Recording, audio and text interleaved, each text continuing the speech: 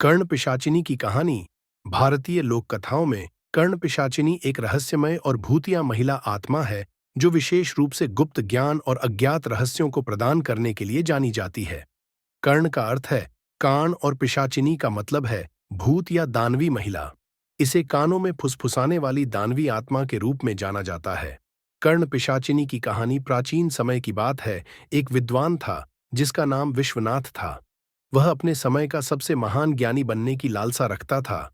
यद्यपि वह शास्त्रों और वेदों में पारंगत था, लेकिन उसे ऐसा ज्ञान चाहिए था जो साधारण मनुष्यों की पहुंच से परे हो।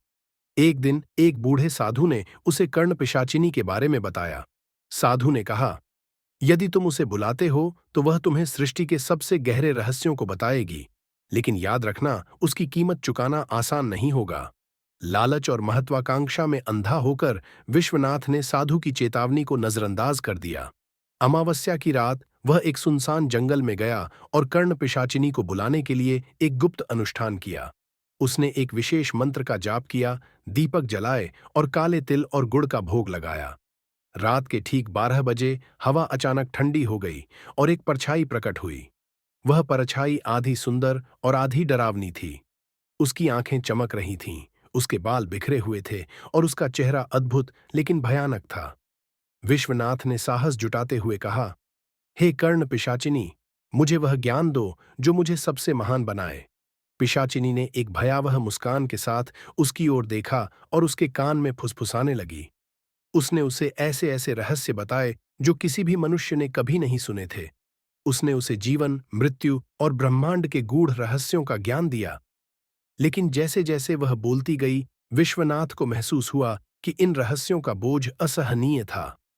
कर्ण पिशाचिनी की फुसफुसाहट दिन रात उसके कानों में गूंजने लगी। वह जहां भी जाता वह उसे सुनाई देती। धीरे धीरे वह अपनी शांति और मानसिक संतुलन खोने लगा।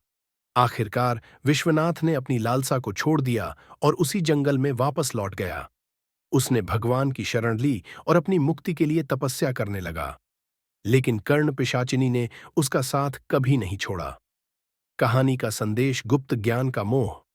कर्ण पिशाचिनी की कहानी इस बात की चेतावनी है कि गुप्त या निषिद्ध ज्ञान का लालच हमें विनाश की ओर ले जा सकता है। भूत प्रेत और अनुष्ठान।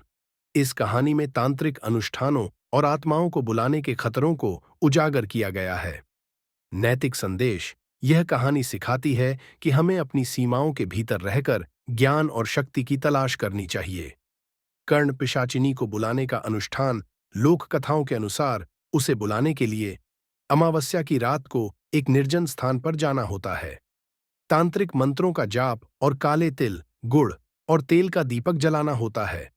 लेकिन चेतावनी दी जाती है कि अगर अनुष्ठान सही तरीके से नहीं किया गया तो बुलाने वाले की जान खतरे में पड़ सकती है। समकालीन व्याख्या। कर्ण पिशाचिनी की कहानियां अक्सर हमारी महत्वाकांक्षाओं और उनके परिणामों के बारे में हमें सतर्क करती हैं। ये हमारी आत्मा की शांति और मानसिक स्थिरता को महत्व देने का संदेश देती है। यदि आप इससे संबंधित और भी जानना चाहते हैं तो मुझे बताइए।